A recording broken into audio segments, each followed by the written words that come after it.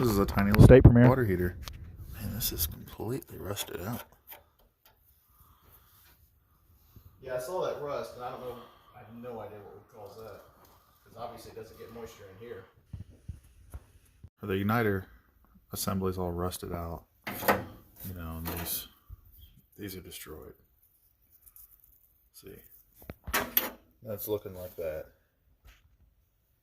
Now it's got like 5 gas valves, and I've only checked voltage to 2 of them. It puts 3 volts to one and 93 to the other. And the board looks like that.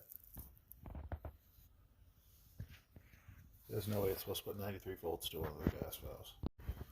There's rust everywhere. Just needs to be replaced. It's not worth fixing. Check that out. That's pretty cool, huh? Hole in the wall. Right there.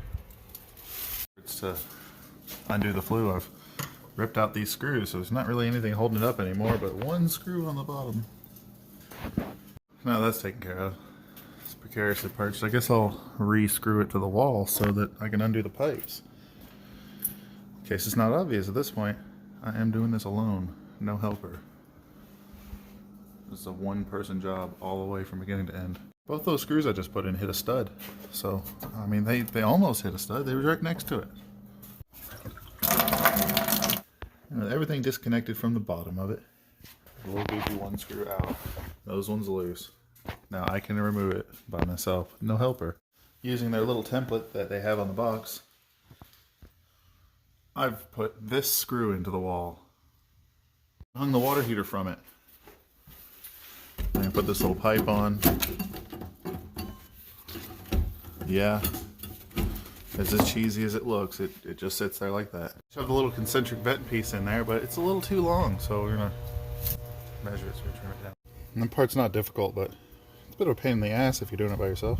They give you this little beauty ring to conceal the hole in the wall, but if you look closely, you might find it doesn't fit. It's the perfect size to go around the wrong end.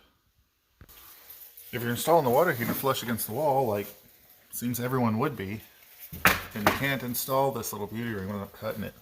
Part isn't in the instructions, but it makes sense to screw the thing together, and so it doesn't just fall apart as soon as you leave. So I've done that. I mean, that looks good enough until you get up close. But what the hell ever, dude? It's November.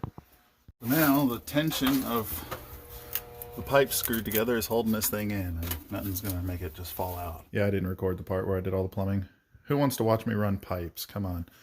So now that's done. It's ready to turn the water and the gas on and see if it works.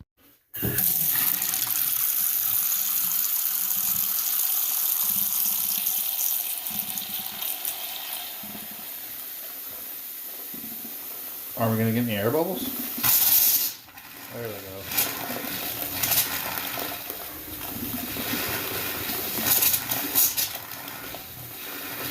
Alright, so I'm just going to leave that running and turn it off here.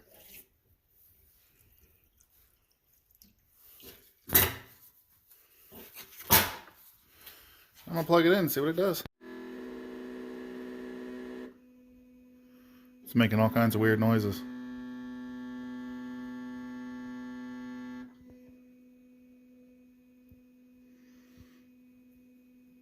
I don't really know what the noises mean. Seems they've stopped. So we'll turn the gas on, turn hot water on.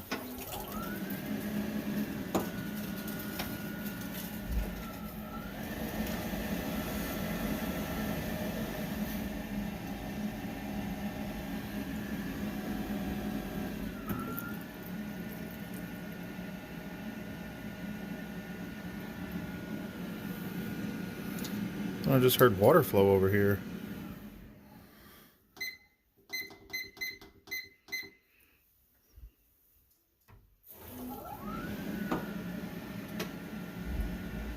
Alright, let's check and see if it's blowing out hot air.